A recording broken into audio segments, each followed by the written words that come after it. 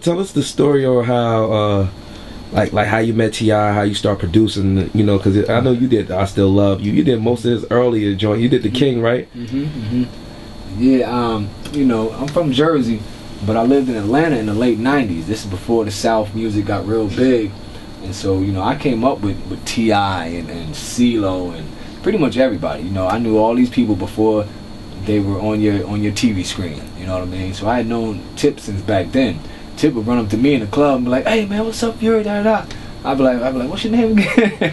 Yeah, you know what I mean? But I started working with him when I came down here. I came down to Atlanta to work with Candy Burris. I did a lot of stuff with her. From Escape? Yeah, Candy from Escape and everything. Now she's, you know, she has the reality shows and everything. But we were up at Tree Sounds, a big studio out here. We were working, and a dude named KP, Kawan Prather, who was L.A. Reid's nephew. He was T.I. was originally his artist. So Candy knew KP. She was like, "Oh yeah, I want to hook you up with KP." So KP came to the back. He's like, "Yo, I got this artist up front, T.I. or Tip." He was like, "When you get a chance, come up there and play some beats." So I walked in there. I was like, "Oh man, I know you." He was like, "Oh man, I know you too." Da da da. So we clicked right there, and it's funny because you know, I played some beats. I was only in Atlanta for a few days. I played some beats, left a CD. So it wasn't until a year later when I came back down here, and I happened to run into Jason Jeter, his manager, T.I.'s manager, and he was like, "Man, we got this beat. We can't figure out who did it." And he was like, "Man, when you get a chance, can I let you hear it?" So I went down to the studio. I heard the joint, and it was my beat. I Still Love You. They were trying to figure out who did the beat, because back then I didn't have my tags on the beats, and I was happy to know that was my beat, and that's where it all started right there. You know what I mean? And you know, we came with me and Toomp and everybody. We came with like a signature sound for T.I. You know, he wasn't just your average South rapper. He was more like a East Coast MC from the South. He looked up to rappers from the East Coast and the West Coast. You know, he was real lyrical, and that's what made him stand out, if you ask me, from the jump, because he was a down south lyricist. He was actually saying something. His flows were sick. Flows are sick still to this day. You know, and that's how it all went down, man. Shout out to T.I., shout out to Grand Hustle, Big Country, B.O.B., Jason Jeter, everybody. And I recently saw Tip up at Tree. You know, Doug, which is another one of his managers, called me up there to go play some beats and just meet with him and kick it and everything, meet Iggy and all that. So I went there, and Tip, he said something to me that, you know, I still remember to this day, and I always remember. He said, you know, you did some of the biggest records of my career and everything, and he was like, "I really appreciate, you know, everything you did. You were a part of me being who I am today." And I was real impressed by that. I was like, "Wow, thank you for you to humble yourself, being the person, you know, that you are, and the status that you've reached, to let me know that I actually, you know, had something to do with you becoming the star that you are today." So shout out to Tip. He's a humble guy, man. Real good dude. Real good dude. You know, he's a boss. He ain't got in some trouble. He's a trouble man, but everybody gets into trouble. You know what I mean? Yeah, the Trouble Man album out now? Yeah, Trouble Man is out and everything. I didn't get a joint on this one and everything, but I like the album. What stands out the most on the album to me is his lyrics. You know what I mean? The beats. He has some cool beats on there, but like Jay-Z, if you always notice, Jay-Z will pick beats that weren't too flashy. So then when he got on them, he was the flashiness of the song. So I think that's where they went with this particular joint. You know what I mean? So yeah, it's dope though. Tip will always come with something, man. He'll always be, you know, one step ahead of everyone lyrically and with the flows. So you know, I still look up to him as an artist. He's one of the best that ever did it. You know, I put him in the top 5. You know, 'cause them flows with that country twang is sick, like real tough. And you know, that's what it is. Now they got Iggy Azalea and everything. She's dope too. She's a hard female rapper and everything. They just trying to get that whole situation together. Who else they got over there that's dope? My man Spody. Y'all hear about him soon. And you know, Big Country's always doing this thing. You know, so Grand Hustle's still on the ride. Oh yeah, matter of fact, Young Dro, he's supposed to be here early next week.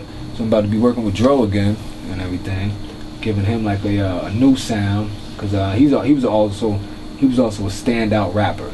You know, nobody, when he started talking about the now later jewelry and the, you know, watermelon Chevy and all of that, nobody else was doing that really, especially not in the South. You know, Jada would say, you know, I'm in the cranberry range, but you know, Dro was the first to come with something different for the South and stand out. So yeah, I definitely can't wait to start working with him again. Did some joints with him in the past, but gonna do some new stuff to get him back out there. You know what I mean? So we gonna keep it moving. Right about now, trying to get these WAV files and AIFs all together. It's all a process, man. You know, Rome wasn't built in a day, and you can't rush a production. You can't rush, you know, engineering. You gotta be a perfectionist. You know, study long, study wrong, but study enough to know that it sounds right. You feel me? That's how I go about things.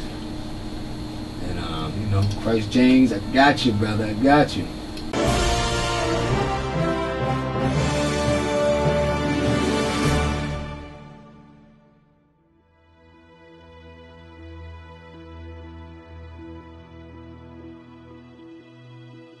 What's your definition of an independent woman? Well, to me, an independent woman is somebody who can do battle by themselves. Doesn't have to rely on a man. A lot of them have their own businesses. My future depends on me. You can leave them and it won't be no deal because you can still do everything you're doing before them. I think that a lot of women thinks it means not needing anybody, and I think it means the opposite. I don't think a woman should define herself as independent by social status or economic class. You don't have to remind him you're making more money.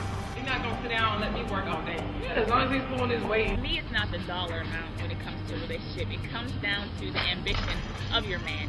And if it's about a partnership, then really, you give a shit where the money comes from. You can make less than me, that's okay. That's what she says. You know, a person who's a money status, I look at them as a prostitute to labels, a prostitute to material, a slave to cash. Why is it always like a double standard for a man to be a little cocky with his when a woman, she has to be extremely humble now that she has the money? I don't think that's fair. So I don't really gravitate towards the whole diva movement. I gravitate towards women. Beyonce is considered a diva and she's definitely an independent woman. If you have an ego, then you must go. Period. Be a power couple. What's wrong with that? Why can't we have power couples? You have, you know, a married woman can say, I mean, I could be independent. I could sit on my own 2 feet. I choose not to take care of myself by myself. I choose to have somebody. It's not like I feel like I have to have, you know, a man to complete my life. You know what I mean? I think he should be an addition. I mean, she's independent. She would be able to sustain a certain level of stability for herself with or without me. You know what I'm saying? I compliment her and I add to that. It's not about, okay, this is what I got, this is what you got, you know. That tends to draw competition. With independent women, it's kind of tricky. I feel like I hear that a lot of independent women are getting stuck up more and more as the years go on. They're losing their feminine side. They're going into the realm of being a man. To find somebody and to find love, you have to be willing to accept the person for who they are. Like, if you think that you're going to dominate everything and just tell me and be in control of something, then there's no leverage for me to grow. If he's not thinking that he doesn't have to be independent as well, then he probably, I don't know, I can't speculate on what he's thinking.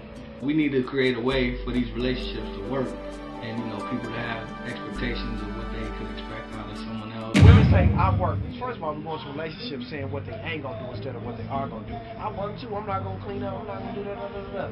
Well, you know what? I work. So that don't mean that if your car breaks, I'm not supposed to fix the car. I still got to cut the yard. If the burglar breaks in, I still got to go get the burglar, and I work. I think if we want equality, which is what we say we want, then go ahead and like own up and accept it. I'm on this guy that, you know, we're a team and I need for you to be a man and do what a man is supposed to do.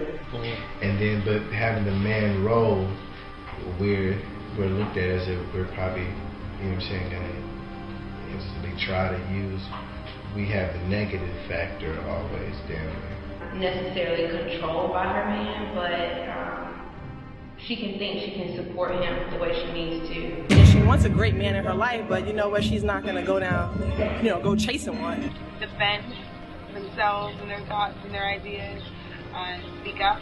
Attractive thing about a woman or a man is when they can say confidently who they are, whether it fits the norm or not.